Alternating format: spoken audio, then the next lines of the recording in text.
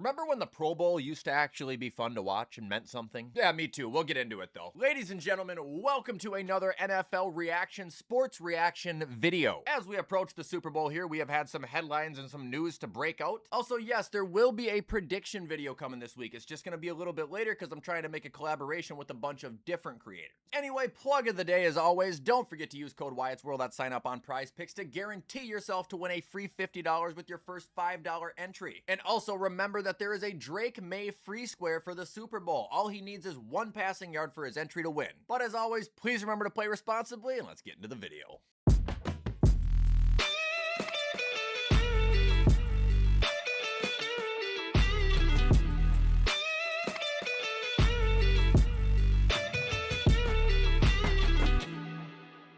Okay, so starting off this video, I just want to talk about the Pro Bowl and how it has become probably the biggest joke in professional sports at this moment. Dude, I actually sat down, I watched that game last night. That sucked. That felt like I was watching a Nickelodeon broadcast the entire time. And there was nothing serious about it either. Like, it was just stupid. What pissed me off even more about it is that basically every tweet that the NFL made about it and Adam Schefter made about it and Ari made about it last night ended in a laughing emoji. Like, this entire thing was supposed to be a comedy show. Look at this, count this with me. 1, here's 2, 3, 4, 5. 5 tweets alone the NFL made about Micah Parsons in his fucking wheelchair. Like, it's a Pro Bowl and this is what we're focused on. Like, this would be a lot better off if this was like an NFL summer games or something, you know, to give us a peek when we're all missing football. But to do this as a Pro Bowl, like, to me, it's just a slap in the face to the league. Why is it that the MLB right now is the only professional sport to have like a legitimate all-star game? Maybe the NHL, I'm not gonna lie, I don't know much about the NHL, but you got the NBA and the NFL, which are just jokes. And the accolades themselves of making the Pro Bowl has just become a joke at this point. I don't know, maybe I'm being Mr. Negative, maybe I need to have fun, maybe I need to lighten up, but for last night's game to be a professional all-star event, Pro Bowl event,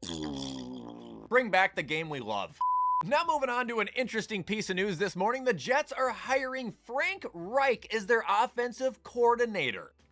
What the hell are they doing? Do we not remember that about 3 years ago, this guy almost ended Bryce Young's career as a rookie? If Frank Reich remained the Panthers head coach, Bryce Young would probably be bagging groceries somewhere at a 7-Eleven. He would have never taken off. Plus, you just fired an offensive coordinator who didn't have a pot to piss in last year when it came to having a quarterback. And you're again doing that to bring in a 64-year-old predictable play caller who doesn't know how to develop and elevate talent. I mean, this doesn't make much sense, and it's also just probably the most uninspiring move they could have made. They might not win a game next year.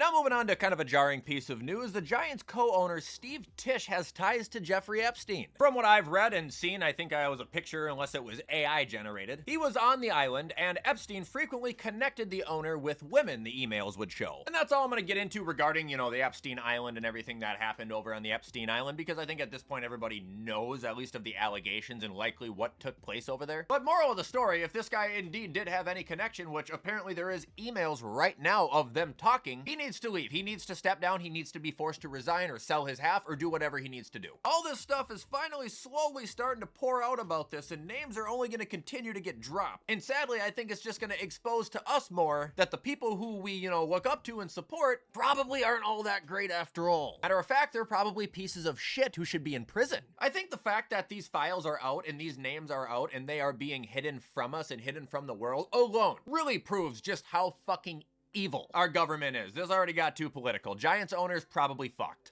Now moving on, we have another gaslighting moment from Roger Goodell as he makes a statement on the officiating in the NFL. He says, "I'm amazed at how good our officials are." And then goes on to say, the goal is to use AI, artificial intelligence, not Allen Iverson, to help the officials and give them more tools. And the work will prevent the obvious error with technology.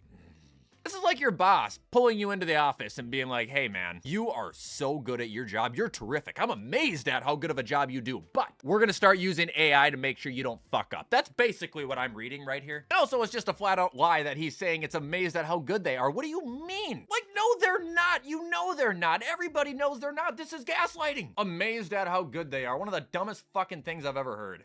Moving on to the next comment made by Matt Ryan, who is now like on the board. I think he might be the president of football operations in Atlanta now. He said when asked about Michael Penix that conversations are to be had about the starting quarterback next year. This is something that's just interesting to me because, I mean, not only do I agree with Matt Ryan when he said this, but this was, you know, one of the better takes I think I had last offseason, and that was just against how much people had jumped on Michael Penix's wagon. Like, dude, there were people acting like this season was already over before it even started. Like, the Falcons were just gonna be the next big thing because they were so certain that Michael Penix was him, and I don't know why. I never understood why. Yes, like majority of starting quarterbacks or quarterbacks in the NFL, he has talent that he possesses, obviously. He shows these great flashes occasionally when he plays. But majority of the time, he was just mediocre. Not to mention the guy is now re-injured again with a serious injury, but he had previously had, you know, multiple ACL tears, I believe, on the same knee when he was in college, and yet people were just so high and mighty. And this is by no way, shape, or form me saying I hate Michael Penix. I don't like Michael Penix. He's doomed. He'll never be good. It's just me resurfacing, you know, what I had said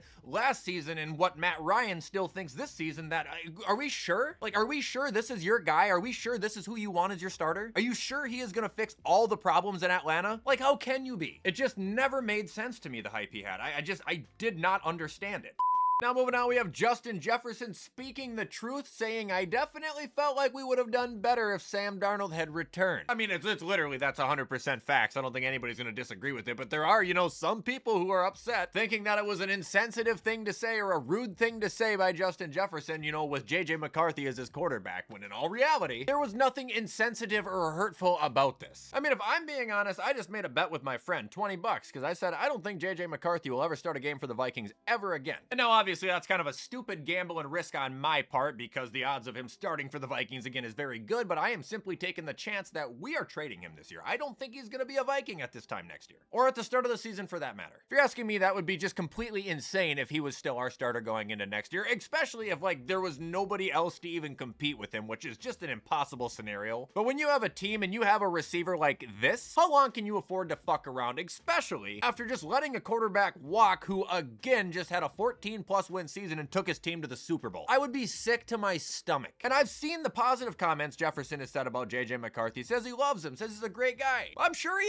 is. Doesn't mean he can't be honest about his quarterback play.